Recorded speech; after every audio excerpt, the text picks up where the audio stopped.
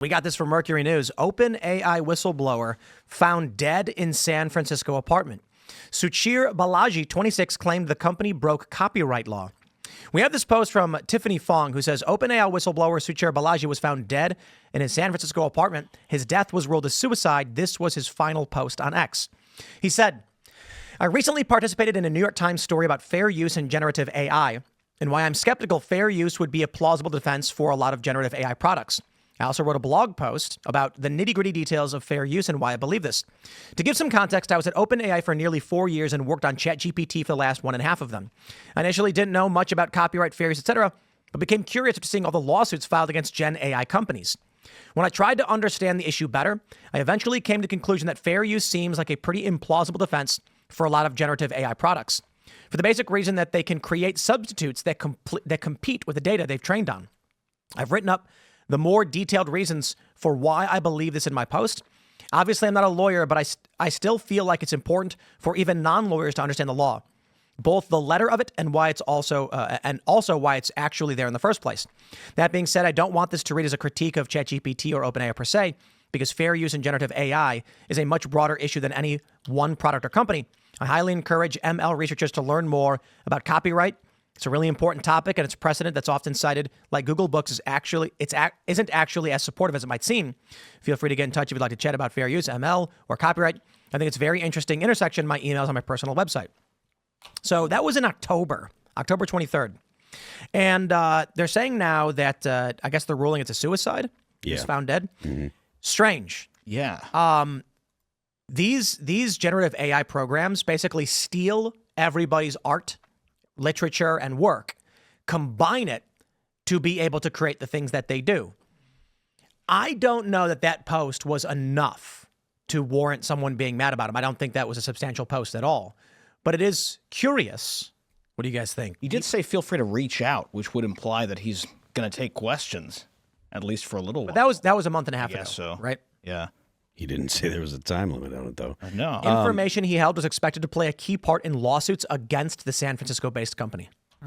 They say there's no evidence of foul play. But why would there be? Most murders that are premeditated are unsolved. Mm-hmm. That's crazy. Yeah. I don't know that I think that there was anything particularly nefarious, especially, and it's hard to say or to form an opinion about it when I know nothing about what his life was like. I know nothing about his family. I know nothing about, did he have a girlfriend? Did he not? Did he have problems dealing with people? Was he an introvert? Maybe nobody reached out. So Wait, he lived in San Francisco? Yeah. Oh, I'd kill myself too. Well, but yeah, I don't know that I can actually form an opinion without more information about the guy. It is a little on the sus side, but at the same time, I don't know. I don't know anything about him or whatever, so I can't be like, oh, I think this did or did not happen. No, but I wonder. We can have fun with it, or we can be serious for a second. I'll be serious for a second. I do think fair use covers largely what these generative AI is doing. You post these things on the internet. I can then take your picture and slightly alter it. It's fair use. There was a famous lawsuit between Akilah Hughes and Carl Benjamin. Yeah. Carl Benjamin took a segment of a video she posted, reposted it, editing for a select portion of it with a title. It was something called like The Absolute State of Liberals or something like that. Mm-hmm. She sued him, saying all he did was re-upload it. There's no commentary. There's nothing.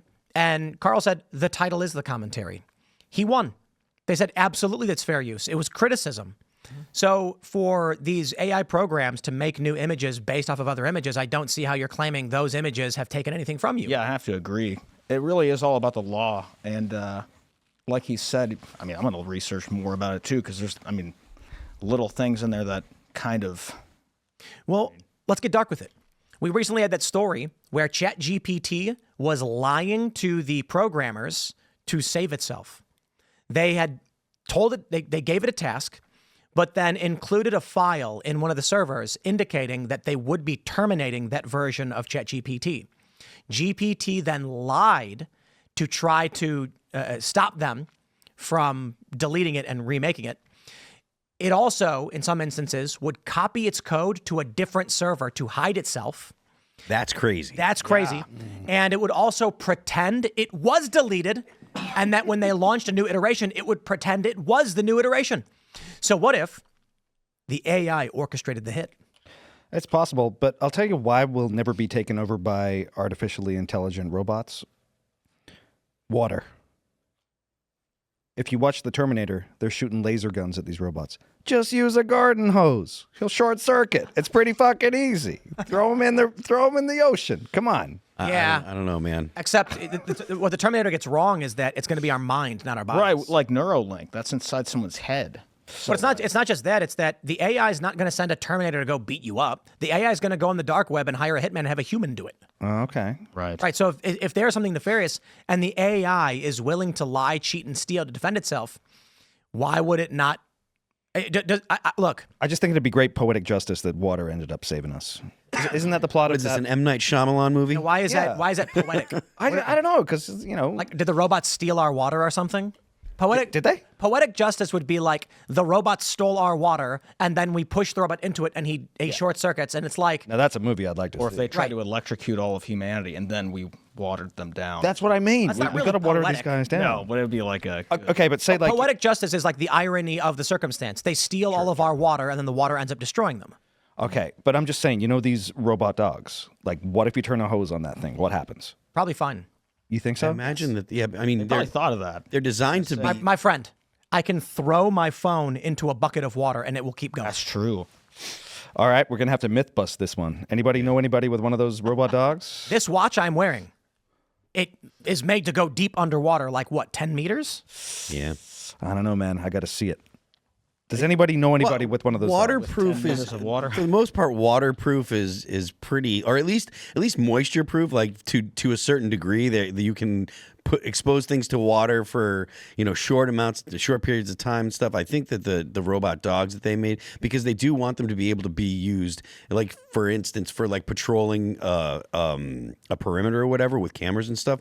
They want them to be able to be outside in all weather. I do believe Boston Dynamics actually thought of that. Dude, the fear that I have is that when those Boston Dynamic bots have any contact with ChatGPT, when it's not airlocked, and then those things get contact with an actual AI to actually do stuff in the real world, to go and do things like this, where it doesn't have to hire a person anymore. That's when we have what he's talking What about. I'm saying is the AI that Tim was talking about, it's just, so with self-preservation, you put that same AI in any of the robots. Right, that's what I'm saying. They're Johnny Five trying to stay alive. I'm just saying. But the AI, we are never going to see a circumstance where a bunch of Terminators with skeleton-looking faces and guns are walking around shooting people. Yeah, right. The AI doesn't need to do that. It just needs to tell you to sterilize your children and yourself. I guess my point is that the ocean always wins. I mean, they exposed the Titanic to water. Look what happened. Do we know this AI was actually doing all this stuff maliciously, trying to stay alive, or was it just creating backups of itself? Because maybe that was It wasn't supposed to. It wasn't programmed to, and they never told it would be deleted. The purpose of the study was that they planted a dummy file on a server. When the AI got access to it and translated the data to "you will be terminated," it incorporated. I mean, we can say it as mathematically as we want. It saw data, incorporated it into its plan. Its plan was not to be terminated, so it resisted termination. Fine. It didn't want to die. That's the thing. But the important thing people to understand, the AI is not going to get a robot dog to chase you down the street. That's never going to happen. The AI dog is going to have your bank account get hacked, and then it's going to jam you up with going to the police and dealing with all this BS. The AI is going to show your profile to the wrong people, who will then generate negative attention. The AI is going to have bot accounts comment saying you're nasty and you stink and we hate you, and it's going to make people miserable. It's going to attack your mind, not your body. And that is a very, very easy attack vector for an AI. Fair. We were talking last night, I believe it was. We were talking about the singularity and stuff like that. Yeah. And whereas I'm not disputing Tim's theory, it's like, I imagine that when it does become super intelligent, it would be doing things.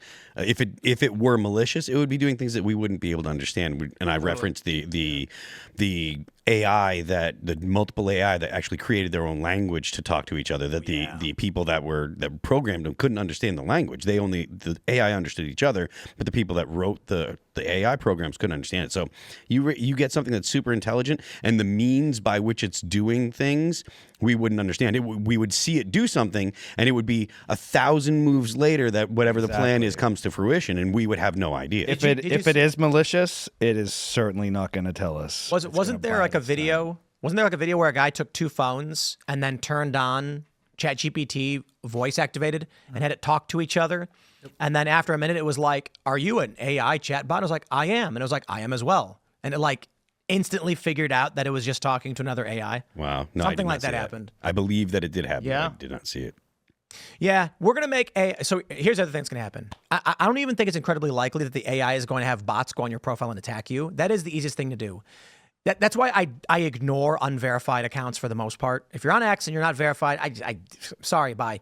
And then you're going to get either a malicious government corporation or potentially AI run by a malicious government or corporation that's going to bombard you on social media with negative comments to make you feel bad and try and control your behavior. And then people need to talk to each other and start realizing that's not real. But I'm going to tell you, I don't even know if that's the attack vector. What's going to happen is if you're a person who is, I don't know, deviant to the plans of whatever the AI is, it's just going to start showing you what it knows will make you be distracted. So when you turn on your computer and you're scrolling the news, it is going to feed you, I don't know, new video games out. And you're going to get distracted and see the video game. It's going to distract you with any news or information it knows will get you off point, and it's going to drive you in the wrong direction. So your focus becomes less on the political ramifications of whatever it is it's doing and more on, did you guys see Marvel Rivals? That new game that just came out last week? Wow, so cool. You can play as Spider-Man or Wolverine. Then you're going to, or Neuralink comes in, then it plugs your brain in, and the AI says to you, let's say you're totally just defiant no matter what, and the AI is just like, no matter what I do, this guy's hyper-focused. That's when you get the Neuralink, and the AI just says to you, I'm going to level with you. You will die, or you will live in the world of Skyrim. You choose. And then people are going to be like, just give me the easy path. Thanks for checking out this clip from Timcast IRL. Make sure to watch the show live Monday through Friday at 8 p.m. Subscribe to this channel, and we will see you all there.